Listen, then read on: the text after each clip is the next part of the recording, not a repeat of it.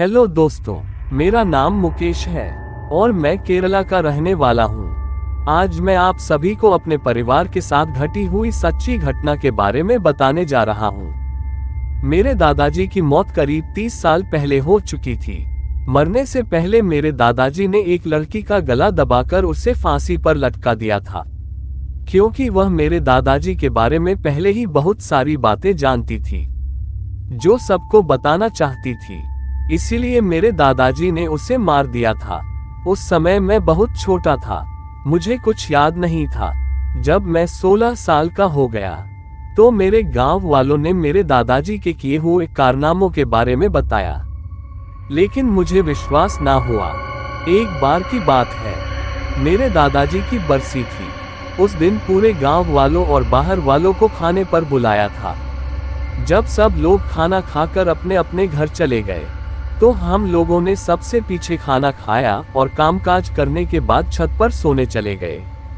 आधी रात बीतने के बाद मेरे चाचा जी अजीबोगरीब हरकतें और तरह तरह की आवाज निकालने लगे। कभी हंसते और कभी जोर जोर से रोने लगते। तब मैं बहुत डर गया था। तभी मेरे पिताजी ने बोला कि तुम सभी नीचे जाओ, और मेरे पिताजी चाचा जी के सामने हाथ जोड़कर बैठ गए। दोस्तों, इससे पहले कहानी सुनाओ, आपसे हाथ जोड़कर निवेदन है, प्लीज मेरे चैनल को सब्सक्राइब कर दो। दोस्तों, आपका कुछ नहीं जाएगा अगर आप मेरा चैनल सब्सक्राइब और वीडियो को लाइक कर देते हो। किसी गरीब इंसान का भला ही हो जाएगा। उन्होंने बोला, आप कौन हो और मेरे भाई को क्यों परेशान कर रहे हो? तब चाचा जी के अंदर से लड़की की आवाज निकलने लग गई, जिसको मेरे दादाजी ने मारा था। उस लड़की ने मेरे चाचा जी के जरिए अपनी सारी कहानी मेरे पिताजी को बता दी और कहा कि मुझे मुक्ति नहीं मिली है, इसीलिए मैं आप सभी को परेशान कर रही हूँ। कुछ भी करके मुझे मुक्ति दिला दो। तब मेरे पिताजी बहुत परेशान हो गए, मानो उनके होश ही उड़ गए।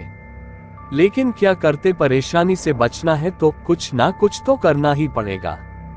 इसीलिए मेरे पिताजी किसी विद्वान पंडित से यह बातें मिलकर बता दी, और पंडित ने कहा, मैं उस लड़की की आत्मा को मुक्ति दिलाने में तुम्हारी मदद करूंगा।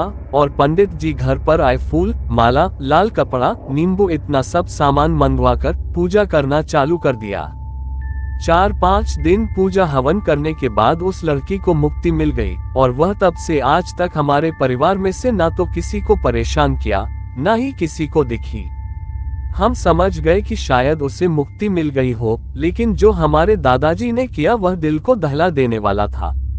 दोस्तों, अगर आपको कहानी अच्छी लगी हो तो चैनल को सब्सक्राइब करें। ऐसी ही भूतिया वीडियो देखने के लिए हमारा चैनल पर विजिट कीजिए और वीडियो को लाइक और शेयर करें। Thanks for watching.